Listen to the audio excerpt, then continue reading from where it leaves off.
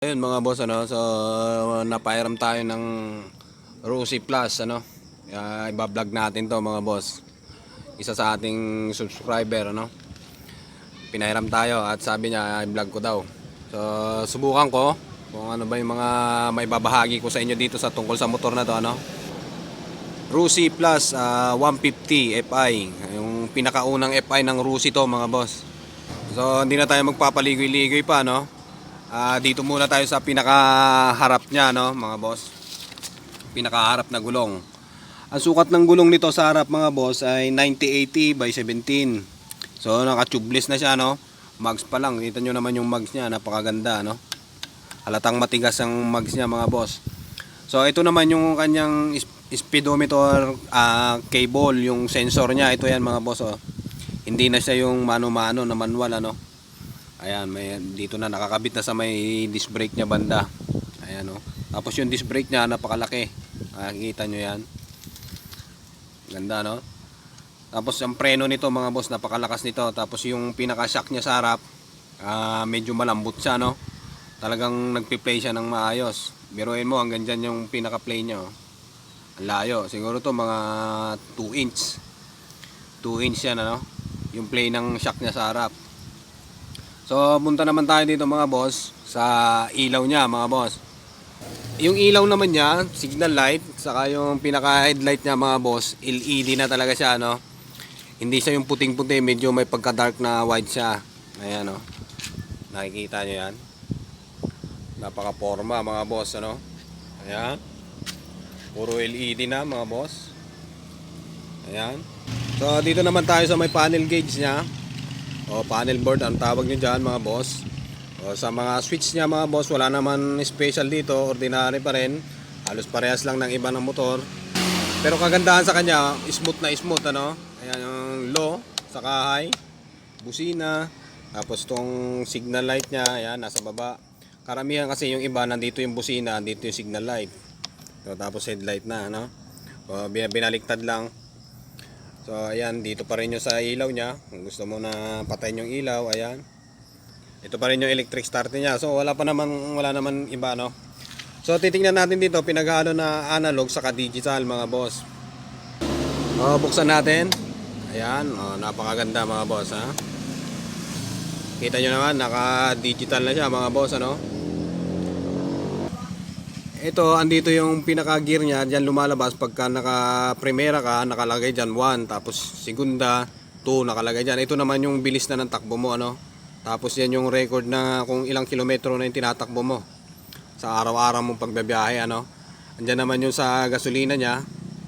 Ayan, parang cellphone lang, ginawang bar. Pagka lobat na yung battery mo, ayan, bumababa. Pero dito naman sa fuel naman mga boss, parang ganun din. Pagka kukunti na, bumababa rin siya. Nandito banda yung mga signal light niya. Ayan.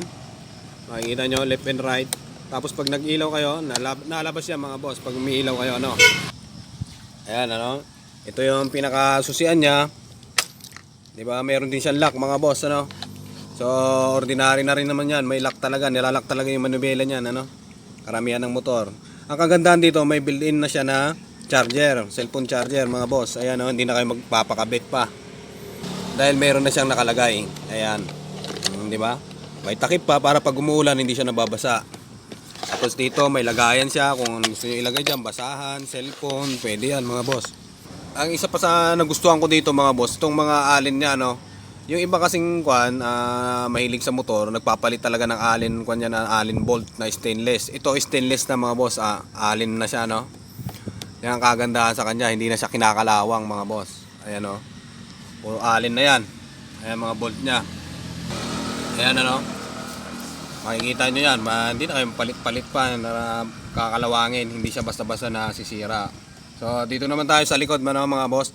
Isa-isayin natin. Mamaya ihuli natin sa may makina. Ititips ko na rin sa inyo kung ano yung mga discard dyan para maalagaan nyo sa makina, Yung sa likod naman niya mga boss, dito naman tayo sa likod. Ang gulong naman nito mga boss, napakalaki nito. Halatang mabigat. Nasa 120 by 70 by 17, Yung sukat ng gulong niya, napakalapad nito mga boss. Halos isang dangkal. Kung dadaanin mo sa metro, nasa kwanto, 4 inch. Hindi naman, mas parang malaki na masyado. 3 inch lang, ganyan, mga 3 inch. Ano? Naka-disc brake na rin siya mga boss sa likod. Parang yung sa harap, naka-disc brake din. Ang preno nito, napakalakas mga boss. Kunting apak mo lang, talagang kapit na kapit siya. Huwag nyo lang talaga tsetsempuhan mga boss yung simento na yung hindi espalto mga boss, tapos mabuhangin, may preno kayo, talagang madulas yun mga boss, ano. Pero pag sa espalto na simento na highway kayo mga boss, kahit umuulan pa yan, makapit pa rin naman, pero hindi ganoon siya kakapit mga boss, talagang may dulas din kahit konti lang. Pero sa espalto kasi maganda kasi yung kapit ng gulong sa espalto, ano, kaya medyo okay siya. Yung preno nito napakalakas mga boss, ayan, disc brake na siya na, ayan, no. So makikita nyo mga boss, kaya malakas yung preno natin sa likod. Yung pinaka disc brake nya is kwan lang, ayan, no. Single piston lang siya mga boss. Meron kasi iba na mga China, yung ibang China dyan na kwan, naka double piston siya, no. So kadalasan naman nilalagay yung double piston na brake caliper sa harap lang yung nilalagay. Sa likod is ang kadalasan talaga niyan, lalo na yung mga branded, single lang, ano. Single piston lang yung kanyang sa brake niya. Yun ang maganda talaga, quality mga boss. Kaya makikita mo na rin talaga na quality na rin talaga tong Rossi FI na to mga boss, ano. Doon pa lang makikita mo na sa brake pa lang niya na naka-single siya sa likod. Single piston lang yung likod niya. So napakaganda na mga boss. Diyan yung makikita, ano. So dako naman tayo dito sa taillight niya. Maganda to mga boss kasi naka LED na rin siya mga boss. Kahit yung flasher niya LED na lang, lahat talaga yan. Ito naman yung sa upuan niya mga boss. Dito mo sa sususian, ano, para umangat yon sa may kanya, compartment niya mga boss. So wag natin palampasin tong tambucho niya mga boss. Napakaganda rin, ano. Stock lang to pero napakaganda na. So makikita nyo naman sa bolt pa lang niya, ano, stainless na. Talagang quality talaga mga boss, ano. Hindi mo na siya mapapakalain na China talaga mga boss. Ano? Kung palitan mo lang ng ibang pangalan to, napakaganda na siguro talaga. Pangalan na lang yung nagdadala dyan. So dito naman tayo sa kwan nito. Talagang malaki yung sukat ng kwan niya, no? 45 to. Sa tingin ko to, nasa 1545 yung stock nito, ano. Ayan, no. 1645, mabilis na rin siya mga boss, malakas sa ahonin, ano. Ayan sukat niya. Kung gusto niyo pang mas mabilis pa, di liitan niyo na lang lalo, ano. Liitan niyo na lang yung stock niya. Ayan, no. 428 mga boss yung kapal niya. Napakaganda yung footrest niya, ayan, no. Napakaganda talaga, komportable talaga yung angkas mo diyan pag nakaupo, ano. Tapos yung apakan niya dito, pwede mong itupi na ganyan. So minsan yung gusto ng ibang nagra-ride, nakapatong dito yung isang paa nila, tapos nakayupi ito, pwede mong itupi ito, no? Ayan.